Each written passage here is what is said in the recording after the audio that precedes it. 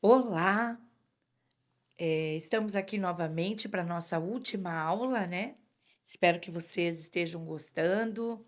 E aí, vocês, no nosso último encontro, nós falamos a respeito dos profetas no Novo Testamento. Vocês gostaram? Vocês concordam? Né? Interajam comigo aí no WhatsApp, né? Também no YouTube, para que a gente possa crescer, né, nos nossos conhecimentos, certo? Vamos orar então? Senhor, nós te agradecemos por mais esse dia, te agradecemos por este momento. Este é um momento, Senhor, de aprendizado, que nós possamos, Pai, guardar em nosso coração as tuas palavras, abre nossa mente, a nossa alma, para que possamos, Senhor, nos aprofundar nos teus conhecimentos.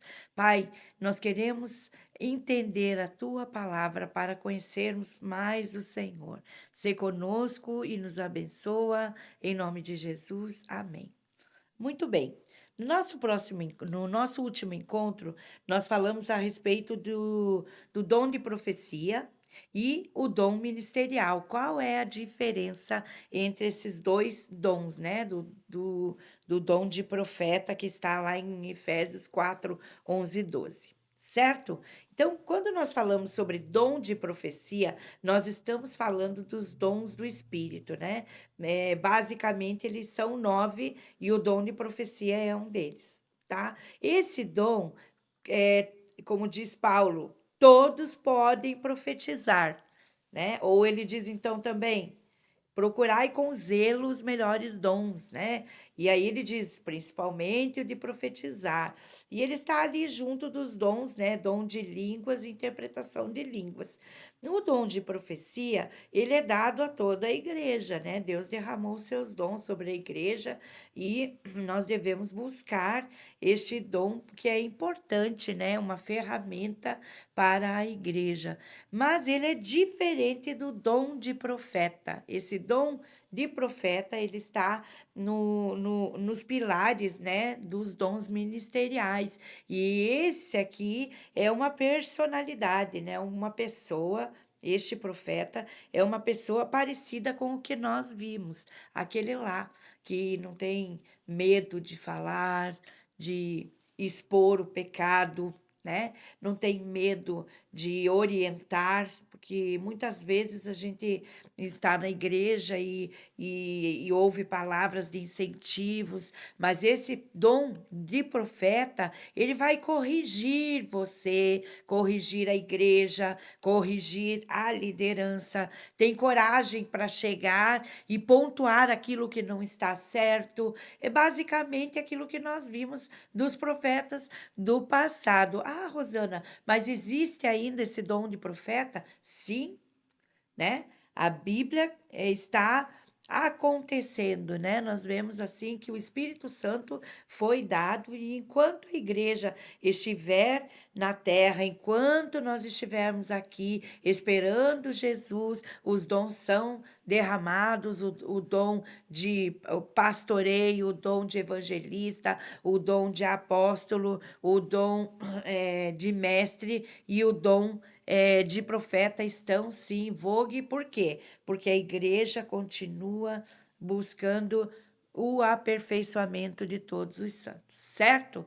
E os dons continuam sim em ação, tanto os dons do Espírito, né, que são 9, vou aqui citar os que eu me lembro, acredito que eu vou saber, vamos lá, dom de línguas, dom de interpretação de línguas, dom de profecia, palavra de conhecimento e palavra de sabedoria, dom de discernimento, dom da fé, dom de variedades de línguas e curas e milagres, certo?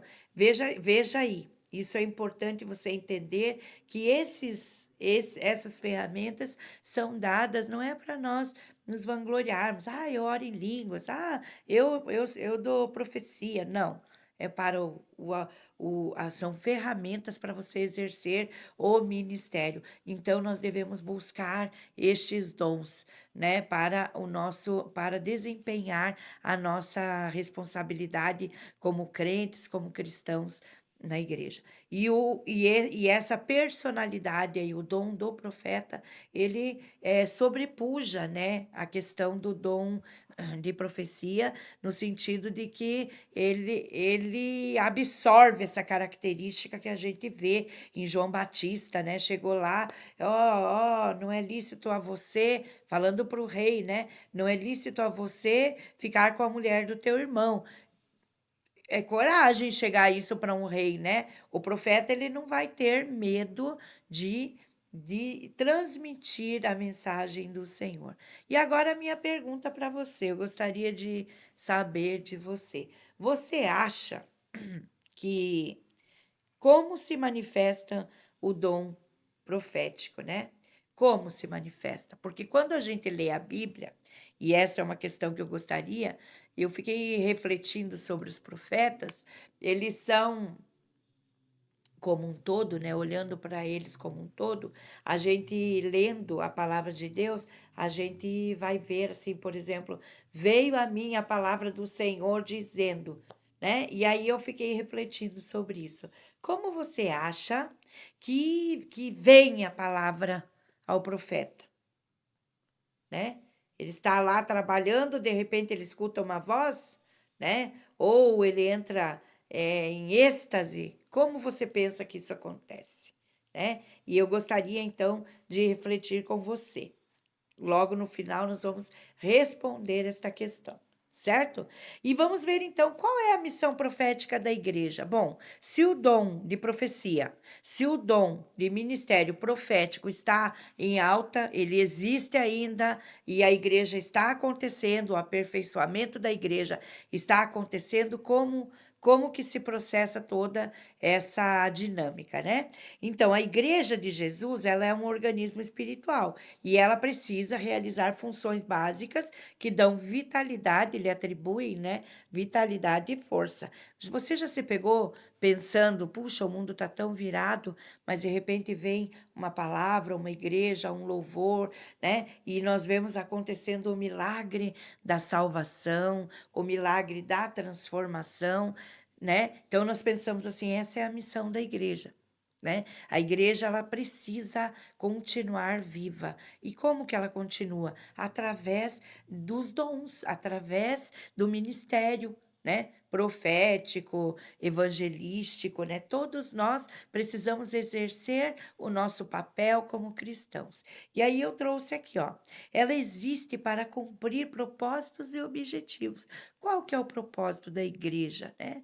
A igreja é só para status, arrecadar dinheiro? Não. A igreja existe, né? É um social, é um salão social, aonde eu vou, faço amigos e aí eu vou embora e tudo continua como está até o próximo domingo ou até o próximo encontro? Não, né? A igreja desempenha papéis e ela cumpre propósitos e objetivos. Então, primeira coisa, ela existe para a adoração. É para isso que a igreja existe. E aí vale a gente ressaltar, né? Que eu estou falando aqui da igreja, organismo espiritual, o corpo de Cristo, né? Ela precisa desenvolver uma relação vertical entre o homem e Deus. É para isso que a igreja existe. Nós fomos criados para a adoração, para o relacionamento com o nosso Deus. E não é lindo isso? Maravilhoso. Então a igreja existe e ela precisa ter isso. Não tem como eu estar numa igreja e não buscar conviver e ter relacionamentos com Deus. Ele tem ansiedade disso. Nós vemos em Gênesis que Deus falava com Abraão na viração do dia, ele tinha relacionamento. Então, adoração a gente ouve muito, né? Um estilo de vida. Eu não chego, eu gosto muito dessa colocação, eu não chego a uma quadra ou no estacionamento da igreja e aí coloco lá um jaleco ou visto um paletó e digo agora eu sou um adorador. Não, eu sou um adorador 24 horas por dia. Se eu respiro, é porque Deus me criou. Se eu me levanto, se eu trabalho, faço as minhas coisas, convivo socialmente, em tudo eu devo ser um adorador, certo? Vamos lá. É a comunhão. Então, comunhão o que é, né? Comunhão já vem da palavra comum e união. Então, quando eu falo em comunhão, companheirismo, contribuição na adoração a Deus. E a comunhão é incrível, né? A palavra grega é koinonia, né? Alguns de vocês até conhecem aquele grupo, né? Que de louvor, né? Koinonia. Quer dizer comunhão. Então, eu convivo na igreja para ter comunhão com os meus irmãos e comunhão com Deus. E isso tudo redunda em adoração, certo? Então, é importante estar na igreja? É. Alguns aí falam sobre os desigrejados. Ah, eu não vou na igreja. A igreja é todo mundo igual, todo mundo. A gente acha que vai na igreja e que as pessoas são santos, mas eles pecam, entendeu? Então aí usa isso como desculpa para não estar na igreja. Mas na igreja, na comunhão, eu vou me aperfeiçoando. Então eu não posso desistir de conviver, de estar em comunhão com os meus irmãos, de contribuir com os meus irmãos. E contribuir aqui é uma palavra que tem um leque de coisas. Eu contribuo com oração, contribuo, sim, ajudando eventualmente monetariamente, mas eu oro por esse irmão, eu contribuo com o crescimento dele, né? A palavra de Deus diz: antes crescei na graça e no conhecimento de nosso Senhor e Salvador Jesus Cristo. Então, eu uso os meus talentos, o dom, né, que Deus me deu para contribuir, para ajudar dentro desta relação, certo? E com isso eu vou sendo aperfeiçoado. O outro propósito, que na minha opinião, eu botei ele ali em terceiro, mas ele poderia ser o primeiro, é a evangelização. Ai, Rosana, mas eu não tenho dom da evangelização. E o dom é a mesma coisa do dom de profecia. Certo? O dom de profecia eu posso ser usado, pode ser usado qualquer crente, e existe a diferença do profeta, certo? Assim como existe, né, o dom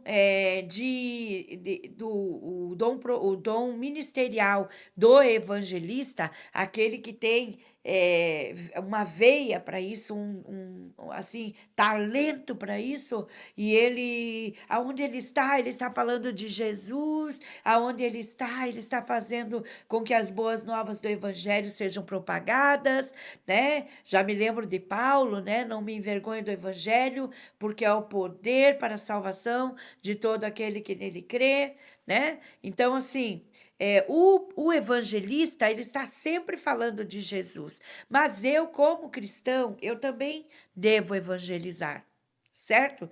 E eu evangelizo convivendo.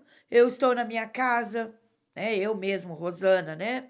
Meus vizinhos todos sabem que eu estou na igreja, todos já receberam pão diário, todos tiveram conversas comigo, muitos deles foram na célula. Então, assim, nós estamos falando de Jesus todos os dias. Entendeu? Então, mas na minha empresa, se eu falar de Jesus, eu vou ser demitido, né? Mas você almoça com os teus colegas, você sai com eles eventualmente, ou vai até o ponto de ônibus, ou de vez em quando alguém entra, não está bem e fala com você a respeito da sua situação e você se comove, então você ora por ele, ou dá um bilhetinho com um texto bíblico, uma palavra de conforto. Então, evangelizar, como diz o pastor Bernardes, ele tem uma tirada que eu gosto muito, que ele diz assim: evangelizar é pregar o evangelho no poder do Espírito Santo. Então, assim, eu estou almoçando com alguém e eu falo de Jesus. Eu estou indo no cinema e eu converso sobre Jesus, certo? Então, não é um fardo, né? Evangelizar é uma honra, sabe? Quando você ganha uma pessoa para Jesus, você se sente participante ali, ó, contribuindo para o reino de Deus, contribuindo para povoar o céu. É você que convence ele? É você que converte ele? Não, mas você comunica o evangelho. Quando nós comunicamos o evangelho no poder do Espírito Santo, o Espírito Santo nos dá dinâmica, nos dá formas, criatividade, e quando você vê, você já ganhou aquela pessoa para Jesus, e isto é incrível. Então, isto também faz parte dessa missão da igreja. Próximo item que nós vamos falar, o serviço. Ah, mas eu não tenho talento para ensinar como a Rosana, eu escuto muito isso. E e amém, cada um tem o seu lugar, né. E também vou dizer para você, muitas vezes eu me vejo vendo algumas pessoas ensinando e pensando no meu coração: "Como eu gostaria de ensinar como esta pessoa", porque nós não sabemos tudo, amém. O importante é você colocar o seu, o seu coração a serviço de Jesus, e ele vai te mostrar qual é o teu talento, qual é o teu lugar, né? Se no ministério profético, amém, né? Se no ministério evangelístico, amém. Se usando os dons e os talentos que Deus te deu, por exemplo, os músicos, né? A música é encantadora, muitas pessoas ouvem um louvor e vão para Jesus. Então você está fazendo o teu serviço, exercendo o teu ministério com zelo, com excelência, sim, fazendo o que é possível para que a igreja cumpra o seu papel na face da terra. A edificação, o próximo, né? Então, a edificação do corpo de Cristo. Como que eu trabalho na edificação do corpo de Cristo, né? O Paulo, eu gosto muito de Paulo, então ele vai estar muito presente, né? Até porque é o pregador aos gentios, é o apóstolo aos gentios, e gentios tem tudo a ver conosco, né? Que nós chegamos para Cristo depois, né? Nós não viemos dos judeus, né? Mas nós temos o privilégio de sermos o corpo de Cristo, a igreja de Jesus. E então, como que eu faço? Na pregação, na devocional, na oração, né? No desempenho do nosso serviço cristão, na comunhão uns com os outros, tudo isso leva à edificação do corpo. Paulo vai dizer assim: ah, se a orelha disser ao pé, eu não preciso de ti, né? Então, mais ou menos esse pensamento. Eu ensino, mas alguém ora, eu ensino, mas outro canta, eu ensino, o outro discipula, e assim nós vamos crescendo no corpo vivo de Cristo. Viram que maravilhoso? Como é bom ser integrante no corpo de Cristo? E agora vamos lá. O sal da terra, a igreja é o sal da terra. Jesus, ele é categórico, vós sois a luz do mundo, o sal da terra. E aí, quando você pensa aí, ô Rosana, mas o sal, ele dá hipertensão. Né? Mas o sal tem muitas propriedades que nós devemos levar em conta, né? O sal conserva, o sal tempera, né? E quando nós vemos, por exemplo, olhando assim, essa questão da igreja ser o sal da terra, nós vemos que o cristão, ele precisa fazer diferença no mundo, né? Então eu não posso estar no mundo e ser como o mundo, fazer as mesmas coisas, cometer o mesmo pecado, viver uma vida dissoluta, achar que tudo é normal. Não, a igreja está no mundo para ser a luz do mundo e o sal da terra. E isso quer dizer, ela vai trazer essa questão de conservação, essa questão de temperar, né, o mundo com a palavra de Deus, com a conduta exemplar, com o testemunho, né? Eu preciso brilhar a minha luz. Como assim? A luz de Cristo. Porque nós não temos essa luz própria, essa luz vem de Jesus. Quando nós deixamos brilhar a luz de Cristo, nós estamos então fazendo com que aqueles que estão cegos, que estão em trevas, possam ver a luz, possa resplandecer a luz de Cristo. Nós vimos uma promessa de Isaías, aonde ele diz assim: o povo que andava em trevas viu a maravilhosa luz, a luz de Jesus, né? Isaías, ele está falando do Messias, né? Jesus é a luz do mundo e nós, igreja, nós somos o corpo de Cristo. Logo, e vamos lembrar de Efésios, né? Se ele é o cabeça, nós o corpo. Então, o cabeça é o que governa, né? A mente que governa, né?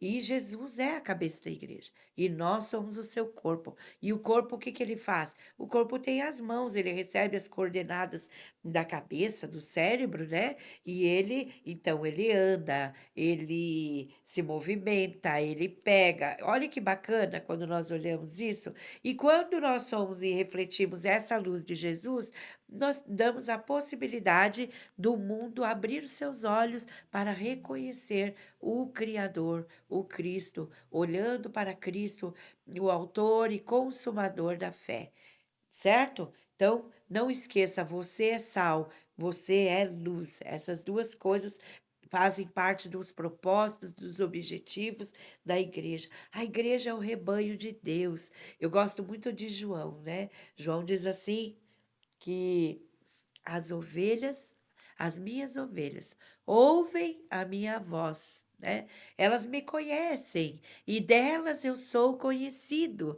Então eu gosto muito disso, porque isso tem a ver com liderança, né? Nós sabemos, eu não entendo nada de ovelhas assim, no sentido de ter, eu até vi algumas ovelhas pessoalmente ali, fisicamente, mas assim, eu nunca tive contato com a cultura de se criar ovelhas. Mas a gente lê sobre isso, né? E a gente entende que a ovelha ela é dependente, que a ovelha ela é sensível, né? Que o pasto que ela come tem que ser um pasto preparado, um pasto cuidado, porque caso contrário ela vai se machucar. Então, a gente, olhando para isso, nós vemos que nós somos o rebanho de Deus, que nós somos ovelhas do seu pastoril. E quando nós nos olhamos como ovelha, a ovelha rebelde, a ovelha morde o pastor, a ovelha levanta e diz: Não, eu que vou guiar o rebanho porque eu é que mando. Não. Né? Nós vemos que elas ouvem a voz. Jesus está dizendo: As minhas ovelhas ouvem a minha voz e elas me seguem, porque eu as conheço e delas eu sou conhecido. Você reconhece a voz de Jesus, a voz de Deus? Você sabe por onde você está andando ou você anda como você quer? Né? Outra característica desse rebanho é que quando ele se desvia do caminho, o pastor te coloca de novo na estrada, né? Usa seus instrumentos ali, né? Que é o cajado e a vara, certo? E nos coloca no seu caminho. Então, é a noiva de Cristo. E quando nós falamos sobre a noiva de Cristo, nós entendemos que a noiva de Cristo, ela precisa ser santa, né? Hoje em dia, o casamento já como que diz não configura da forma como nós estamos habituados com a palavra de Deus. Porque o que que é? A noiva era pura, santificada, né? Passava aquele aspecto de sensível, sensibilidade, de inocência, né? De beleza. E é nesse patamar que nós olhamos a noiva de Cristo, porque Jesus é o noivo e ele vem para buscar a sua noiva. E nós, a igreja de Cristo, precisa estar preparada. Nós vimos também a parábola, né, das 5 virgens loucas e as 5 virgens prudentes. Então, ali está falando sobre o quê? Sobre o óleo do Espírito Santo, a importância de você ser santificado, a importância de você ter o Espírito Santo te aprimorando, o Espírito Santo, e nós falamos dos dons como ferramentas e talentos, mas nós não falamos sobre o fruto do Espírito, que na verdade o fruto do Espírito que santifica a igreja. Então, assim, trabalha o meu caráter,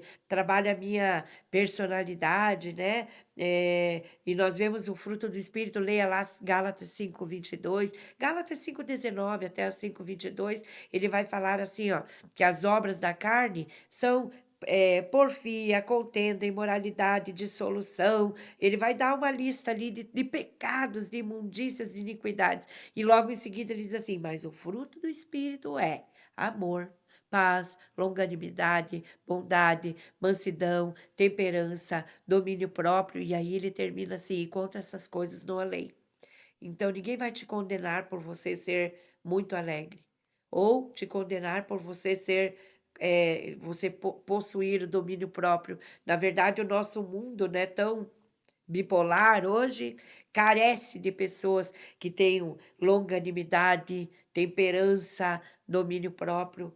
E contra essas coisas não há lei, né? Mansidão, né? A gente sempre, eu mesmo sou colérica, então eu tenho que me cuidar para não sair, como diz uma pessoa que eu conheço, cuidar com o meu filtro, né? Porque muitas vezes eu vou falando o que eu penso e isso pode machucar as pessoas, então nós precisamos nos aprimorar na questão dessa pureza em relação à noiva. Quando Jesus voltar, como eu estou, né? Santificado, puro, apresentando minhas vestes limpas, né? Purificadas, ornada, né? E aí, quando a gente fala em joias, na Bíblia nós entendemos ornamentada com os dons do Espírito, ornamentada com o fruto, né? Certo? Olha que bacana, né? E nós somos o povo de Deus, lá em 2 Coríntios 6, 16, vai dizer que nós somos o povo de Deus. Sim, nós somos o povo de Deus. O povo de Deus tem que ter vergonha de ser o povo de Deus, tem que se esconder, tem que ser amordaçado. Não, nós precisamos voltar a defender, a ter um posicionamento como igreja, como povo de Deus, lembrando que Satanás, ele quer destruir a igreja, quer destruir o povo de Deus, quer estragar, né, o projeto de Deus, mas ele está derrotado, nós somos mais do que vencedores, né, por meio do seu amor. Certo? E a Jerusalém celestial, olha que lindo, né? Então, se o povo de Israel ele tinha aquele olhar para Jerusalém, a cidade de Sião, a suntuosidade, né, do templo e todo esse amor por aquele lugar. Você tem a que se alegrar porque você é a Jerusalém celestial, o povo escolhido, né? Nós poderíamos falar sobre Pedro, né? Vós sois o sacerdócio real, nação eleita, povo escolhido, né? Para anunciar as virtudes daquele que nos chamou das trevas para a sua maravilhosa luz. Quando nós olhamos para a missão profética da igreja, nós vemos que ela está aí. Esse corpo de Cristo, gosto de Efésios, né? Jesus, cabeça, nós o corpo, fazendo, nós somos as mãos de Jesus. Há um hino no cantor cristão que diz assim, que eu gosto muito de uma das frases, diz assim, ó, sempre minhas mãos se movam ao serviço do Senhor e meus pés velozes corram, né? Então, assim, fala sobre nosso corpo, sobre o corpo de Cristo em atuação. E a minha pergunta para você é: quem você é nesse corpo? Quem você é dentro dessa missão profética? Nós falamos ali como que um profeta, né, fala. Então, eu gostaria de terminar abordando isso. Um profeta fala, ele recebe a mensagem através de sonhos, ele recebe a mensagem através de uma palavra, através de uma percepção, porque às vezes nós olhamos para o passado e dizemos, puxa, eu queria ser como Elias, né? Mas Elias, ele teve a autoridade. Elias, em um determinado momento, ele não vai de Senhor, eu posso dizer isso. Senhor, será que eu estou certo em fazer esse comentário? Elias chega e ele diz assim: por causa disso, vai ficar 3 dias sem chover. 3 anos sem chover na terra.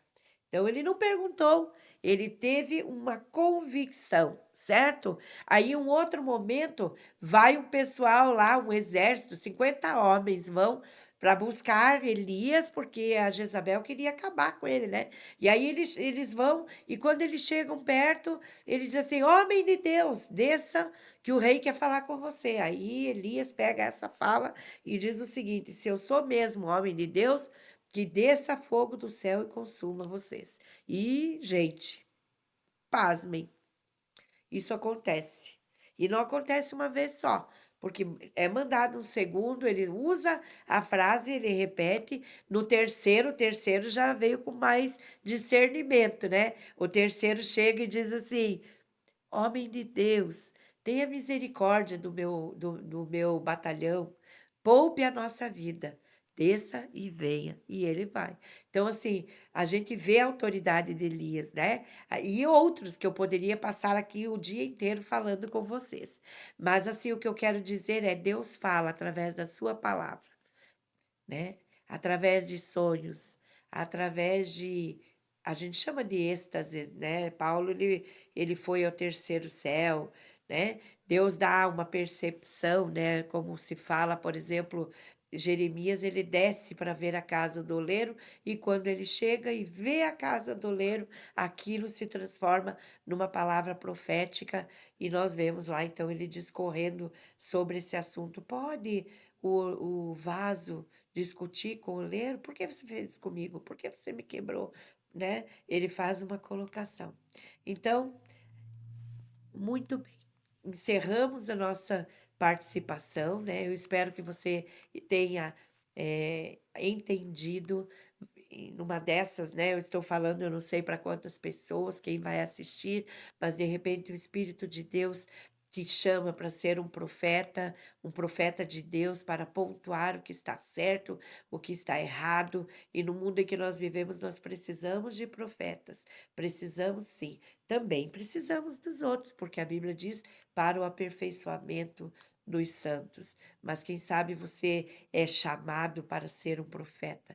Eu espero que esta palavra te estimule, te inspire, te leve a buscar mais o Senhor, né? E compreender que mesmo que se você não for um profeta, mas que o ministério profético está na igreja, que a missão profética da igreja é ser a luz do mundo, o sal da terra, o corpo de Cristo, noiva de Cristo, rebanho de Deus, sacerdócio real, né? Nós temos muitos propósitos para cumprir até a vinda de nosso Senhor Jesus Cristo. Eu espero que vocês tenham gostado, quero deixar aqui o meu abraço e a gente se fala aqui na igreja ou pelas redes, em nome de Jesus.